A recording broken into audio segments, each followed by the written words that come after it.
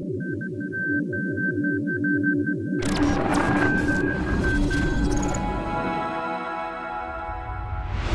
everybody, it's Charles. I'm here to give my thoughts on the Genndy Tartakovsky Clone Wars series. You know, as the kids would say these days, I'm not trying to flex on y'all, but I was a huge fan of this series back when it first dropped. I already loved a lot of Gendy's work. I was a big fan of Dexter's Laboratory and Samurai Jack and all that stuff on Cartoon Network. And I remember sitting in front of the TV waiting really eagerly for these shows to drop. Even though, you know, the first season was only 2 to 3 minutes at a time, those 2 to 3 minutes were a big deal. Remember, this was the first look that we had into the Clone Wars proper. These shows were running in between Attack of the Clones and Revenge of the Sith. And so this was the first time that we really got to see what happened after the Geonosis Arena. You know, it's really cool to go back and watch the Clone Wars now. Animation has changed so much. I mean, Gendy's Clone Wars and Filoni's Clone Wars really couldn't be any more different stylistically.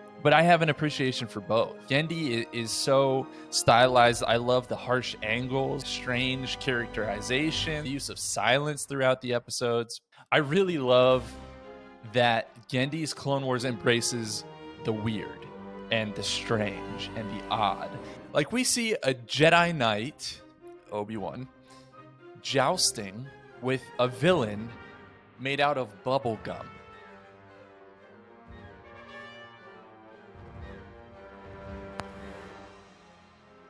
Bubble gum. Genndy somehow took Shaggy from Scooby-Doo and made him a Jedi, as you do. Literally everything blows up at the slightest provocation.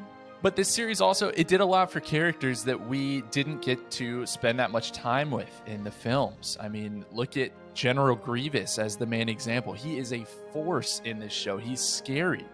But there's also, you know, Shakti and Kit Fisto and all these other people that it did a lot for. You know, also this series has some of the best fights. Anakin versus Asajj Ventress in the rain at the temple. It is up there with Qui-Gon and Obi-Wan versus Darth Maul, and Anakin versus Obi-Wan on Mustafar. It really is incredibly done. And I think it's a lot of fun, too, that we're seeing a lot of elements from this show make their way back into canon now. Dooku Jedi Lost by Kevin Scott. It had references to scenes in this show where Dooku first met Asajj. We've seen Dirge now. Remember the bubblegum guy? He's coming back in the comics.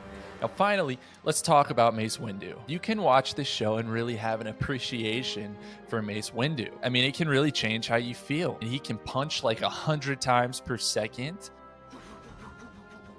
I'm sorry, did that scare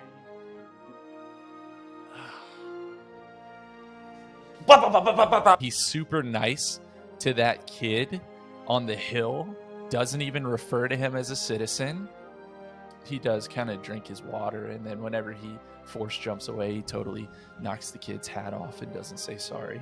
Other than those things, though, he's cool. He's cool. Go watch Genndy Clone Wars. It's a ton of fun. If you used to watch it and loved it, you'll still love it going back. If you've never seen it before, give it a try. Something new. All right, that's all I have time for. I'll catch you next week.